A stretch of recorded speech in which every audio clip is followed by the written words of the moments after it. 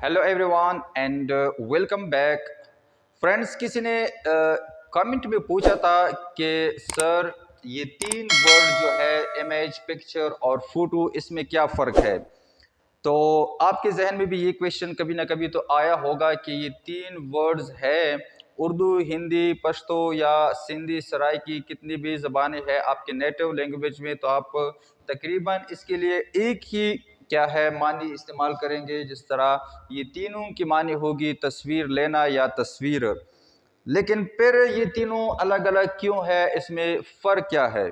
अब जिसने भी ये कमेंट किया है, ये क्वेश्चन पूछा है, तो या तो वो वाकई में स्टडी करना चाहता है या वाकई क्या है वो डीपर मीनिंग में चीज़ों को समझने की कोशिश करता है। तो देखते हैं आपके जहन में क्या था, आप वो भी कमेंट कर सकते हो। मेरे नॉलेज के मुताबिक इसमें क्या डिफरेंस है वो मैं शेयर कर देता हूँ। तो पहले क्या है, ये इमेज देख लेते हैं।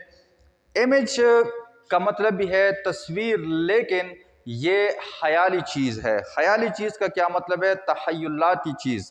अगर तखय्युल का भी समझ नहीं आता, आसान वे में समझाऊं कि आपके जहन में एक शख्स, एक चीज़, एक जगह, एक मुल्क की जो इमेज है, एक फ़ोटो है, एक तस्वीर जो आपके जहन में है, वो से आप क्या कहेंगे?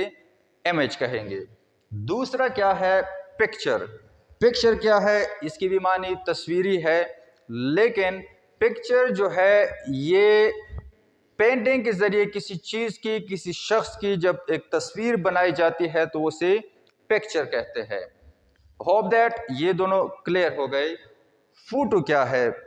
फोटो जितनी भी कैमराज है, चाहे वो मोबाइल कैमरा है या कैनन है, डीएसएलआर है, एटसेट्रा, जितनी भी कैमरे हैं, यानी कैमरे से ली गई तस्वीर जो है वो से हम फोटो कहते हैं।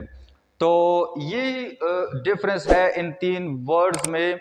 मेरे नॉलेज के मुताबिक तो यही है। आपकी नॉलेज में क्या है, आप कहाँ तक समझते हैं कि इन तीनों में क्या डिफरेंस है, वो आप कमेंट बॉक्स में बता।